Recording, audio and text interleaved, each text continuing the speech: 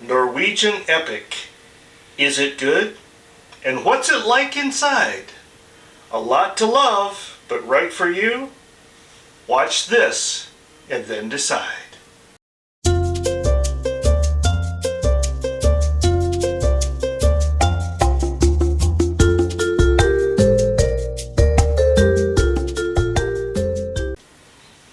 Welcome back to My Travel Window, where we help you travel as far as you can while you can. Today's topic is the Norwegian Epic, perhaps the most unique ship in the NCL fleet. For the first time ever, my wife and I took back-to-back Norwegian cruises, so we spent 31 days on this ship.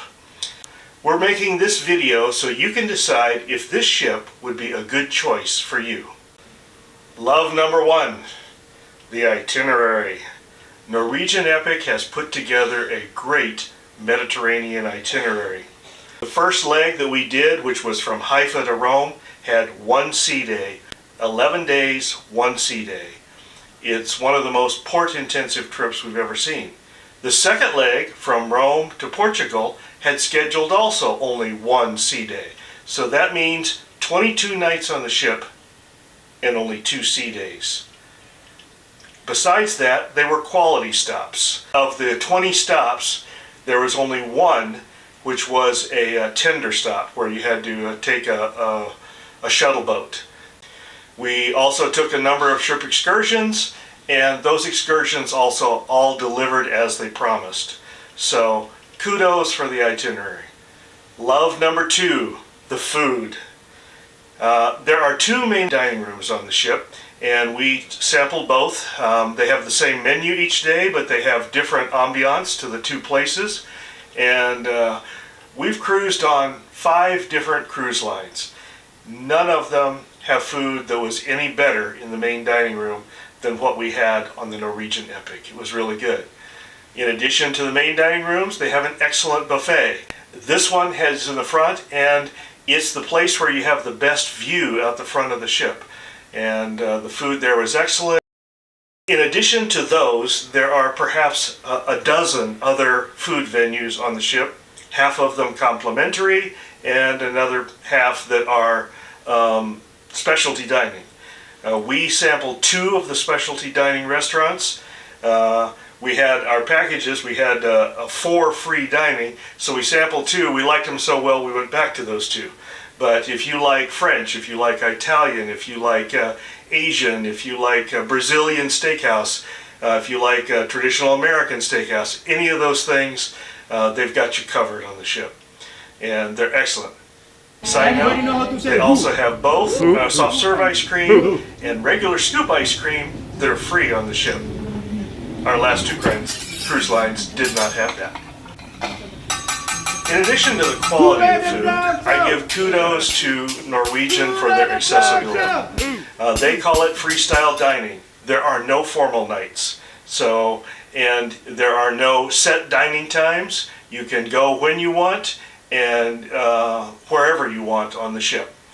And if only 2 people are dining, on the 3 cruises that we were on, no reservations were necessary. We just walk up and say, we'd like to eat now. Bottom line, we were on this ship for 31 days, and we ate fabulously well for 31 days. We never had a bad meal on the ship, and we were nowhere near running out of options after a month, and I give the food an A+. Love number 3, service. Cruise ships are noted for having an outstanding service staff, and we were consistently impressed. Our room attendants were awesome, the restaurant hosts and wait staff were excellent. We visited the pub for about the 3rd consecutive day. The waiter came up and said, "Would you like the same thing that you had yesterday?" and proceeded to tell us what we had yesterday. They were very attentive, and we appreciated it. I was terrifically impressed. Love number 4, space.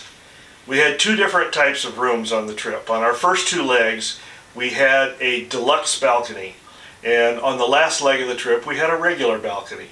In both cases, we were impressed with the space. Showers and toilet areas were a nice size. The balconies were a little bit deeper than some that we had on recent trips, and there was an amazing amount of storage space. You can see here just a sample of what was there. Love number 5, entertainment, especially music. Some entertainment comes down to taste. We know what we like and we know what we probably will not like. And in 31 days we tried everything that we thought we would like. One act we found was a little underwhelming, but the rest of them were all excellent, and especially the music venues. They had one act said might not be appropriate because of language and content for young children or those easily offended. We felt we would probably be in that second category, so we decided against that. We saw the majority of the musical acts. There was a female singer, there was a solo male singer, there was a violinist, there were dueling pianos, and of course there's a signature act of the ship, which is the Epic Beatles, which covers in different shows the different phases of the Beatles' career. We were very impressed with it. My only complaint about music is that outside of the theater, all of the other venues are tight for the number of people who attend, and they generally start late, at least 9 o'clock, which for us was a little difficult. I give the entertainment an A-. Those of you who like dance-oriented stage productions and are not easily offended will probably rate it higher than that. If you've been on the Epic, I'd be interested to know if you agree with all of these likes that I just listed, or if you have any questions. Either way, let me know in the comments below, and we can have a good dialogue about that. Before I get to those, let me invite you to subscribe to our channel. It doesn't cost anything. If you hit the notification bell, it will notify you of when next videos are available. And what it does is tells YouTube that you like our channel. It gets our channel out to other people, and it also gives recommendations to you of channels that are like us. So thank you in advance. We really appreciate it. Hate number 1, the quirky ship design. There are several things that are very unique about the Epic. First of all, for a big ship, it only has 2 elevators instead of 3. The center cabin section of the ship has a number of solo cabins. It was designed to create a solo community on the ship. So if you're a solo traveler, that's a particular attractive thing. If you're not a solo traveler, what it means was they took out the central elevator in order to make this work. So you come either the front or rear elevators, 2 elevators instead of 3. The second thing that it means is the center section, where there's normally an atrium on many ships. This is not a real atrium. What it has is, it does have a large movie screen in the middle of it, but it's like having an obstructed view cabin. There are many seats within that area which do not give you a full view of the screen or of the activities that are going on in the atrium.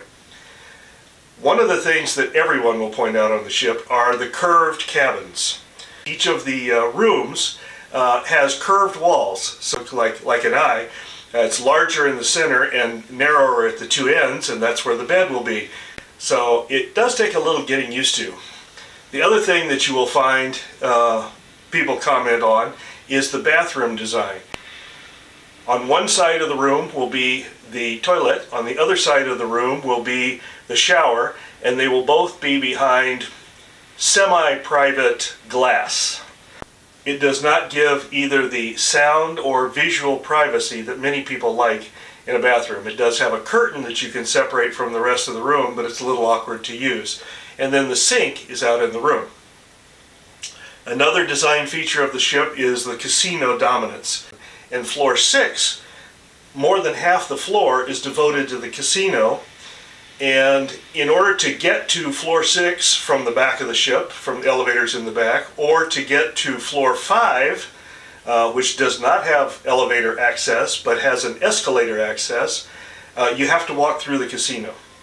And it is, for us, we did not care for that. We like ships where it's optional to have to walk through the casino. The last space consideration is on this ship there is one large venue, the theater, for musical acts or other things. The other venues are all, in my mind, too small and too cramped for the music venue, the music that happened within them. Second hate, the pricing for add-on services. Wi-Fi on the ship is expensive. You have a basic Wi-Fi that you can use for pretty much email and to check your Facebook page maybe, and but it's a metered Wi-Fi measured in minutes. And if you want more Wi-Fi, it's expensive and you cannot buy it by the day. Similarly, the coffee package is terrifically expensive. There is one movie that shows on a movie channel, and there's one movie that shows on a TV channel.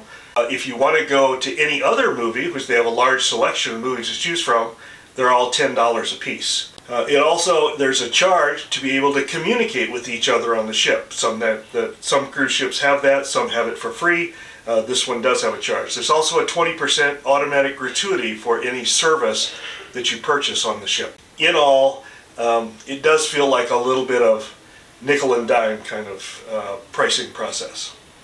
Number 3, audiovisual issues, and I'm going to just cite 2 of them. First one is within your stateroom, there isn't enough light. If you're in a balcony and you can open the window and have outside light, it's good, but several people on the ship commented, as we did, that there's not enough light in the room otherwise. The second issue is the sound system, particularly in the atrium area. The sound system, the speakers, are not well designed for that function. What is the next activity, Lucy? Number 4, organization around mass gathering points. This is the first time Norwegian has done a turnaround in Haifa, and it was an issue. We wound up standing on our feet in line for about 3.5 hours by showing up when they told us we could show up. And part of that is the Israelis changing the rules just shortly before sailing, but part of it is also the lack of chair space and the logistics to be able to sit down while you work through the lines and the process. So this was not true in the other 2 ports, and it's something Norwegian's going to have to address. Similar confusion happened at other mass gatherings. When they did passport collection, for example, we did shore excursions. That process was needlessly more complicated than it needed to be, and it's something that they can take an example from other ships. Number 5, isolation. By that I mean, one of our favorite things on a cruise ship is the ability to go to dinner in one of the main dining rooms and walk up and say, we would like to share a table with someone else and meet someone new for the night. If you're a person that doesn't like that, this isn't for you. But we went in the first night, said we would like to dine with someone else, and the hostess looked at us like we were crazy, seated us by ourselves, and over the course of 31 days, we were never asked and never had the opportunity to sit with someone else unless we had prearranged it with them before the time. So I'm not sure if this is a function of this ship, if it's a function of the post-COVID era, or it's a Norwegian situation, because this is our first Norwegian sailing. But I can say it's one of the things that we didn't like on the ship. So be prepared for that. So what's our summary? There is a lot to like about the Norwegian Epic. If we had known the things that we know now before we took the ship, would we take it? Absolutely. Will we take it again? We have so many ships we'd like to take. I'd put it in line, and if my travel window lasts long enough, we'll go again. But to me, the Norwegian Epic is kind of like your nerdy uncle. It's just a little bit awkward. He's likable, but he's not lovable, if that makes any sense. Next time, we're going to talk about port stops and the neat things that we saw while we were on our trip. Until then, safe travels.